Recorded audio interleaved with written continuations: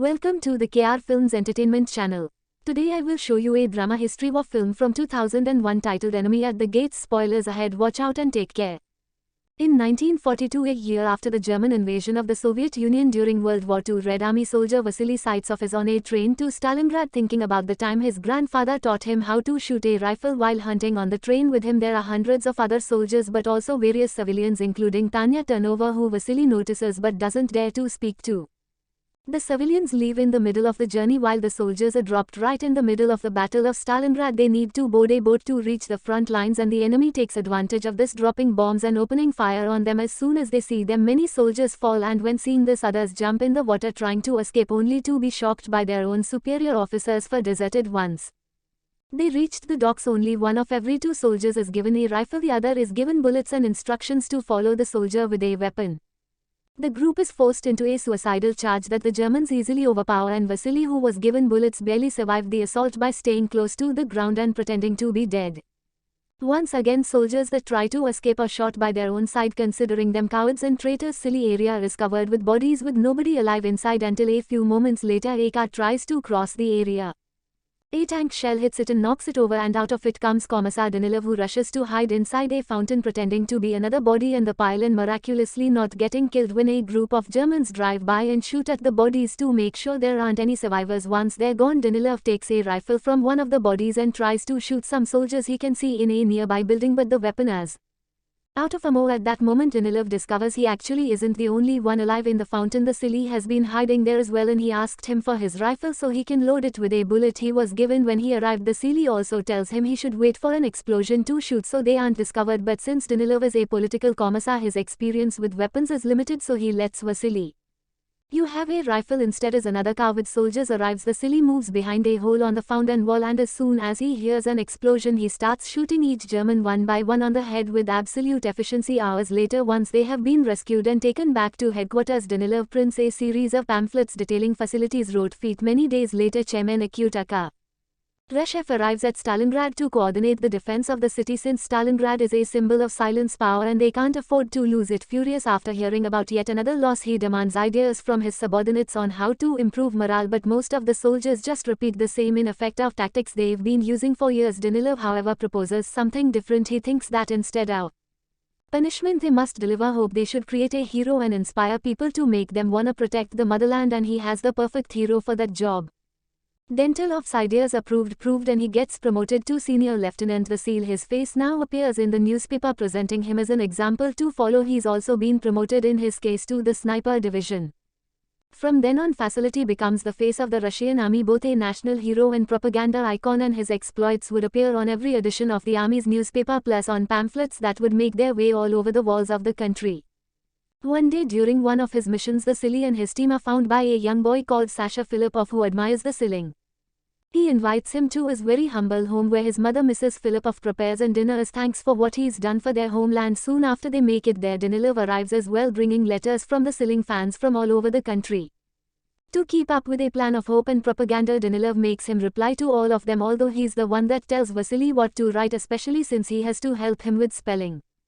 One more person arrives after they begin, Tanya, the girl from the train who was like a sister to Sasha and has become a private in the local militia. She's also fluent in German because she studied at the university. Danilov wants to recruit her because they need more soldiers that understand German, but Tiny would rather stay and fight, especially since the local militia shot on man. She changes her mind when Danilov explains how much she could help them by decoding Gram intel and that he'll send 12 soldiers in exchange for every person that speaks German. Meanwhile, the German army is starting to suffer the toll the Silling and his team of snipers are causing in their ranks, so they summon a German Major Venkuni, a renowned marksman and head of the German army sniper school. It's awesome.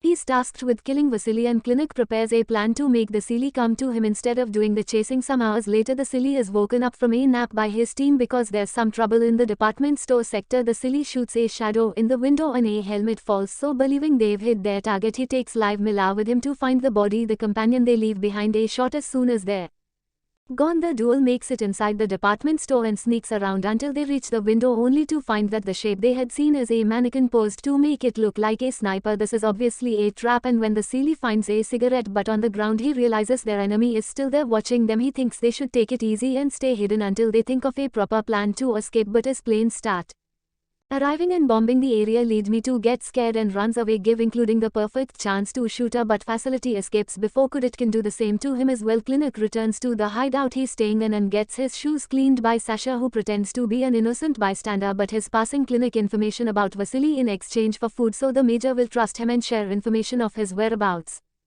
In return, when the Red Army learns that the Germans are using Kuning, they bring over a former student of his colleague to teach Vasily how Kuning thanks and help him kill him before returning to the field. However, the Siling must attend a special party in his honor. After saying hello to Tanya, he's dragged by Khrushchev to see the journalists answer questions, take pictures and look at a giant Stalin painting because according to Khrushchev he's always watching over his country.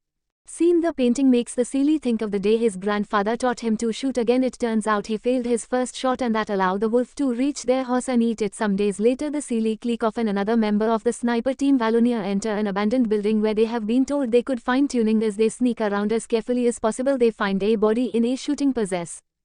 She posed like the last trap. This means they're on the right track. After crossing an open area and luckily avoiding all bullets from the enemy, they manage to shoot 2 different repair guys before it's time for dinner.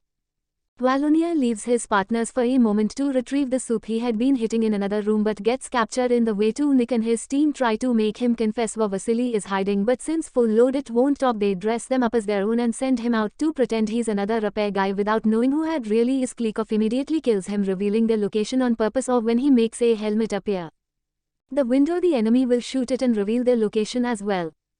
Kuni doesn't fall for the trap, so the duo decides to relocate, but when they jump at open section of the floor, Kuni takes the chance and shoots Kharlikov while Vasily escapes safely. This constant chase between Vasily and Klinik is taking too long and an impatient Khrushchev is starting to get on Danilev back. After their meeting, Danilev goes to see Tiny to bring her a gift and try to quarter, but she surprises him by asking to be reassigned. Some hours later, the Silly returns to headquarters. In his mood isn't the best. He's never seen a shot like he's seen today and thinks Klinik may be too good for and to be. Danilev promises in they're getting new intel and that next time the Silly will be one or perhaps even more steps ahead of him, so he has nothing to worry about. But he does ask for a favor and return he wants Vasily to talk to Tanya and convince her not to ask for the transfer. When Vasily tries to do so, Tanya explains that she asked to be transferred because earlier in the morning she learned her parents were among a group of prisoners that were executed by the Germans and she wants to go there and fight. Understanding her need for revenge, Vasily gets her colleague's rifle after Sasha share his information with both of them. Kernighan facility go to the same abandoned building thinking they will surprise the other while Klinik waits at an elevated platform. The Silly and his sniper partner enter through and hide behind the pipes, the shaking of which alerts Kuning of their position. As soon as the duo tries to move, Kuning shoots them, causing Vasily to lose his rifle and his companion to get her. This really sends his partner back to headquarters and he can't do anything in that state. And while the sniper makes his way back into the pipe, he tries to recover his rifle by tying some rope to a knife and throwing it at the weapon to drag him towards him. But when he finally manages to land correctly, Kuni cut the rope with an easy shot. When some German planes fly by dropping some bombs, they shatter the glass roof and some of the shard fall in front of a Silly, giving Klinik a full view of his face. A headquarters, Danilev is trying to convince Tanya not to fight, that her skills are more valuable in the intellectual field. Their argument is interrupted by the returning sniper who tells them what habit China doesn't hesitate to go through the same pipe route to reach him in order to help, but as soon as he sees her, the Silly tells her to stay where she is and follow his plan. The same way Klinik has been watching him through the glass, the Silly has also used a shard to watch him in return, and thanks to this he knows his location. He asks sign it or grab another piece of glass and turn it until the light reflects on it and blinds Koenig, creating an opening for Vasily to safely recover his rifle and shoot him. He doesn't manage to kill Kuning, but he does hurt his hand. Later, when Vasily and Tanya return to headquarters, they celebrate being alive with the rest soldiers, and afterward they hide under the covers and make love right in the middle of the communal bedroom. The next morning, the Silly asks Danilev to stop writing about him. He can't carry this weight on his shoulders anymore and he wants to fight as a regular soldier. Danilev doesn't accept this, and to manipulate the Siljender, feeling bad for even asking, he brings over Sasha, who shows him how proud he is for having gotten intel from Kuning. With the kid looking at him with some much open his eyes, the Silly can't say no when he allows Sasha to got into the area where Kuning will be waiting. The ground is covered with bodies, so viscerally hides among them and proceeds to wait for Kuning to show up. There's an issue, however, he spends so much time waiting there that he falls asleep. When Tunic finally sees him from his hiding spot, he is about to shoot him only to suddenly see a eluding soldier appear between them, moving the ceiling's body as if he were dead and easily stealing all his belongings. The German army captures the soldier and finds he stole the ceiling zid, which makes them think Vasili's tit clinic doesn't agree, but he's dismissed anyway, refusing to go home. Of Vasily may still be out there. Tunic tossed a saucer again and already suspecting what may be happening tells him which his next location will be at the Russian headquarters. Khrushchev finds out the Germans op around the news of the seal death and gets furious at Danilov, who doesn't believe it. Khrushchev doesn't care if it's true or not. He wants Danilov to do his writing magic and convince the public everything is fine. Afterward, Danilov tries to talk to Tiny about her possibly traveling to his house, but they're interrupted when the loudspeakers start announcing his death as well. Danilov gets ready.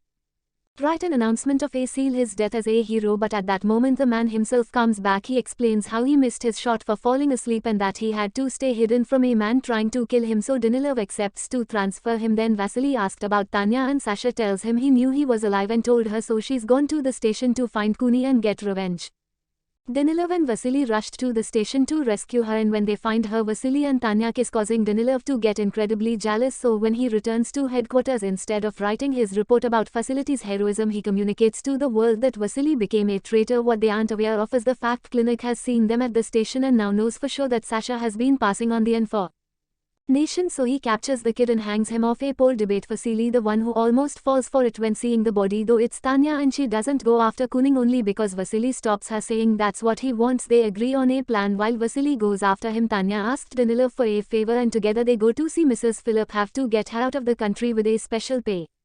As Danilov got for Mrs. Filipov doesn't want to leave without Sasha, but not to make her upset. Instead of telling her Sasha died, they tell her he joined the Germans. Mrs. Filipov doesn't blame him for it if it means he is safe and accepts to leave with them. On the way, a bomb explodes near them, hurting Tanya. Then till I think she's died and leaves, but Mrs. Filipov doesn't give up and convinces a doctor to let Tanya board with her by showing her special pass and saying Tanya is her daughter. The Silly and Kuni guard a standoff in their respective hiding spots, not knowing where the other is. Dental suddenly shows up next of a Silly, and now that Tanya is dead, he thinks he is nothing else to live for and humanity isn't worth saving as a way to make up for the lies he made up about the Sealy. He sacrifices himself and comes out of hiding so Kuni can shoot him and reveal his location. The Siling thinks ahead and doesn't immediately react, so now Clinic thinks he is killed Vasily himself and comes out to check the body. The Sealy is waiting for him midway, and as soon as he aims his rifle at him, Putin takes off his hat and accepts his fate. After killing him, the Silly takes his rifle and leaves it with Danilov's body. 2 months later, after the Germans have surrendered, the Silly gets a letter from Tanya saying she's alive and being taken care of at a field hospital. Once the city is safe enough to travel, Vasily goes to the address on the letter and of a couple happily reunites. Make sure to subscribe and turn on notifications so you can watch more videos like this. Thanks for watching.